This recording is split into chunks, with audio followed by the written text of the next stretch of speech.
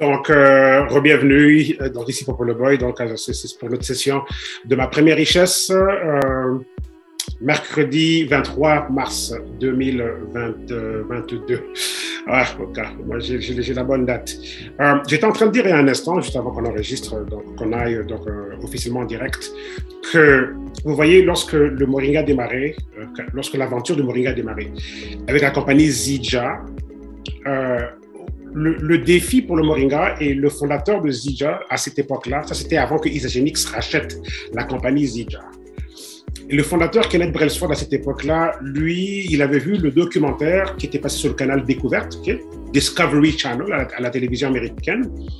Et c'était un documentaire sur le Moringa. C'était juste extraordinaire. Et dans ce documentaire, ils ont interviewé toutes sortes de scientifiques et tout, et des spécialistes en botanique. Et là, ça disait à la fin que cette plante, en fait cet arbre, donc pourra et va sauver des millions de vies. Et lui s'était dit, OK, si on pouvait prendre cet arbre-là et trouver une façon de le formuler pour qu'on puisse le boire. Le problème était que c'était inconsommable. Parce que l'arbre Moringa, au départ, a un système d'autodéfense qui fait en sorte que lorsque les insectes essaient de venir brouter les nutriments, l'arbre a un genre de mécanisme d'autodéfense qui fait en sorte que pour se protéger, donc il devient quasiment inconsommable. Et ce même processus-là était en place et c'était du genre, OK, mais comment le consommer? C'était horrible. Aux papilles gustatives humaines, c'était juste impossible, OK, d'avoir la version absorbable de l'arbre en tant que tel. Oui, c'est vrai que ceux qui connaissent le Moringa vous diront, oui, on a les graines, on a les feuilles et tout. Mais au départ, l'arbre a un système qui fait en sorte que les nutriments deviennent impossibles à consommer. C'est un système de protection, vous voyez. Donc, c'était tout un défi pour l'équipe qui avait été engagée. C'était Ross Bianchi à cette époque-là. Ross Bianchi, c'était le premier scientifique qui a formulé les produits.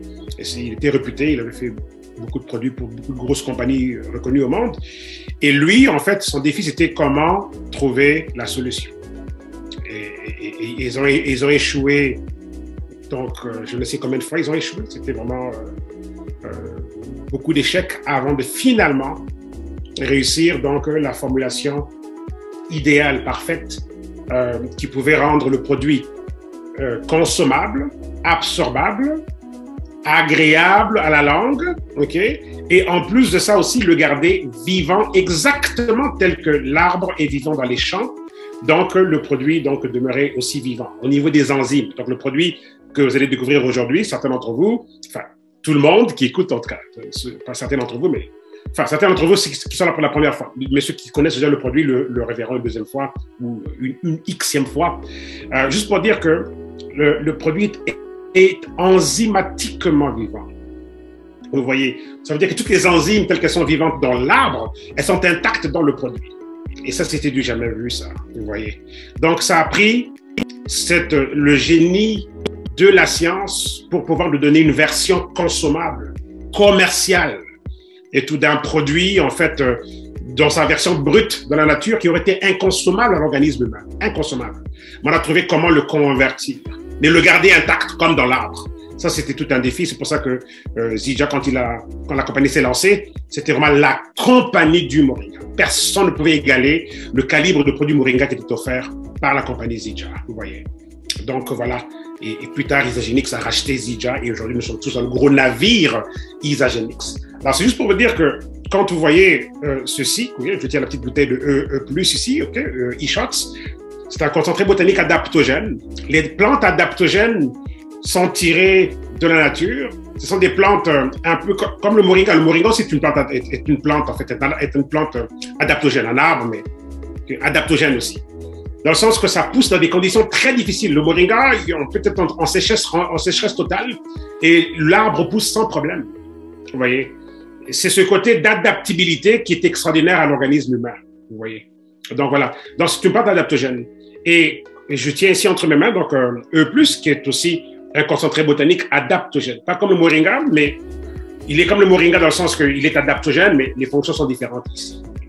Donc, juste pour vous dire que c'est vraiment à remercier Dieu pour le coup le coup de génie de ceux par la science qui savent comment aller chercher des éléments ok, de ce garde-manger naturel. C'est un peu comme si nous sommes dans cette jungle extraordinaire, dans cet écosystème extraordinaire où en fait on a tout. On a une pharmacie naturelle, on peut se servir, ok, mais sauf que là, ok, tout ce que l'on voit à l'état brut dans la nature n'est pas nécessairement consommable, même s'il y a des vertus extraordinaires qui pourraient aider l'organisme humain. Et c'est ce côté-là, ok, qui est extraordinaire par rapport à comment est-ce que Dieu nous a créés, l'être humain, avec le développement, okay, de son intellect, de son intelligence et tout. Et là, ok, on trouve comment, ok, adapter ce que l'on a dans la nature, mais en gardant ça intact. Ce qui est déplorable aujourd'hui, c'est de retrouver une industrie alimentaire, par exemple, parce qu'on veut juste faire beaucoup d'argent, on retire ce que la nature nous a offert et on vend des semblants d'aliments. Vous voyez, des semblants d'aliments. Et parce qu'on peut juste produire en masse, et c'est beaucoup d'argent gagné par ceux qui sont derrière ça, mais entre-temps, le corps humain, donc, on est affecté, vous voyez. Et tout. Et c'est ça qui est déplorable. Alors que ça ici, c'est la preuve qu'on peut garder la nature intacte, vous voyez. On peut la garder intacte et on peut aussi la reproduire en masse, parce que ce produit est disponible en masse. On peut tous se procurer ce produit. Vous voyez, même s'il n'est pas offert dans le pays où vous habitez, si vous connaissez quelqu'un qui habite dans un pays où ce produit est offert, on peut vous l'envoyer tout simplement. De nos jours, avec le phénomène Amazon et le commerce électronique, je veux dire, on peut envoyer n'importe quoi, n'importe qui, n'importe où dans le monde. Okay? On entend qu'on a une bonne stratégie de douane, dans le sens que, bon, certains pays peuvent compliquer au niveau des douanes et tout. Mais sinon, je veux dire, on peut ravitailler n'importe qui, n'importe où dans le monde, vous voyez un peu. Et c'est ça, donc le génie, il est là, la connaissance est là. Les industries qui font tellement d'argent en vendant les semblants d'aliments pouvaient aussi, parce que si nous, on peut aller chercher la nature et la garder intacte, ça veut dire aussi que d'autres aussi peuvent le faire. Vous voyez. Et bon, on ne va pas rentrer dans les raisons qui les poussent à faire ce qu'ils font là, c'est assez évident et tout, mais donc voilà, donc raison de plus pour se réjouir de ce que nous avons. C'est extraordinaire d'avoir ceci, vous voyez, c'est vraiment extraordinaire. Donc voilà. Et ce produit, une fois de plus, comme je disais, il est juste vraiment extraordinaire, quoi.